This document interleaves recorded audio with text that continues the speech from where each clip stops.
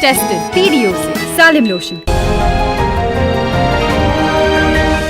और अब चलिए एक नजर the untold stories of Modi पर।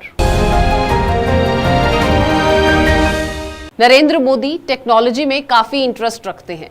विकास के लिए टेक्नोलॉजी कितनी जरूरी है उस पर खुद भी अमल करते हैं और दूसरों को भी इसके लिए प्रेरित करते हैं। देश में जब कंप्यूटर का इस्तेमाल शुरू हुआ तब मोदी ने उसमें काफी रुचि दिखाई और उसके बारे में जानकारी ली थी।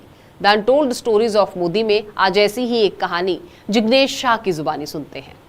उसमें व्यक्तिगत रूप से मैं उनके बारे में बताऊं तो वो इतने सिंपल और भावुक थे कि जब इन मिनिस्टरों के सब ड्राइवर्स लोग बाहर बैठे होते थे तो मेरे को वो स्पेशल इंस्ट्रक्शन देते थे कि सबसे पहले आप इन ड्राइवरों का खाने का बंदोबस्त करो, क्योंकि ये ड्राइवरों की ड्यूटी ऐसी होती है कि हम रात दिन कहीं पे भी घूमे लेकिन वो हमारे पीछे पीछे घूमते रहते हैं बिना कोई स्वार्थ। नो डाउट सैलरी उनको मिलती है लेकिन एक डिवोशन है इनका भी।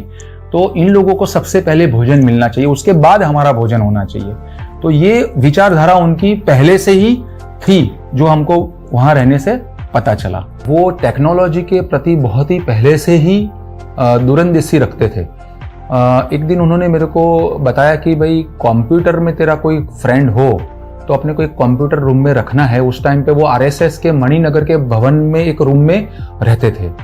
तो मैंने बोला हाँ मेरा दोस्त है अनिल पटेल जो हाल में अभी कनाडा है, वो कंप्यूटर का ही उनका बिजनेस है, तो मैं उसको लेके आता हूँ। फिर मैं उसको लेके गया नरेंद्र भाई के पास, तो उन्होंने उसके साथ कंप्यूटर सब्जेक्ट के ऊपर, टेक्नोलॉजी के ऊपर कम से कम 25 से 30 मिनट डिस्कशन किया, जबकि वो एक नया सब्जेक्ट था और उस टाइम पे उनकी एज के लोगों को ये बारे में बिल्कुल भी नॉलेज नहीं था। फिर भी उन्होंने इतना टेक्नोलॉजी के लिए चर्चा किया। फिर बोले कि मेरे को आप थोड़े दिन के लिए कंप्यूटर रख सकते हो यहाँ पे। तो अनिल ने बोला कि हाँ जरूर रख सकता हूँ, और अनिल ने उस टाइम पे उनको कंप्यूटर भी दिया और वो कंप्यूटर पे उन्होंने कुछ दिनों तक एक्सपेरिमेंट किए और कुछ नया कुछ सीखा।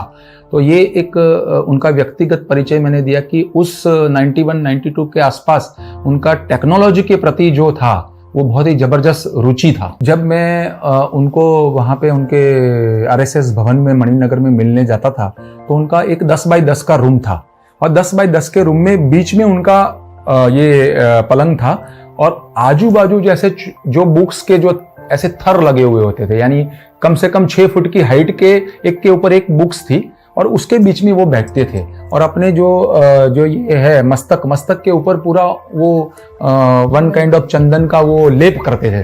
तो उसका जो देखाव था एक महात्मा जैसा देखाव था, यानी कोई ऐसा समझ लीजिए कि कोई दिव्य शक्ति उनके शरीर में थी और वो लुंगी पहन के बैठते थे। तो ये जो उनका स्वरूप है मैंने कई बार देखा है क्योंकि मैं पर्सनली उनको मिलने के लिए जाता था।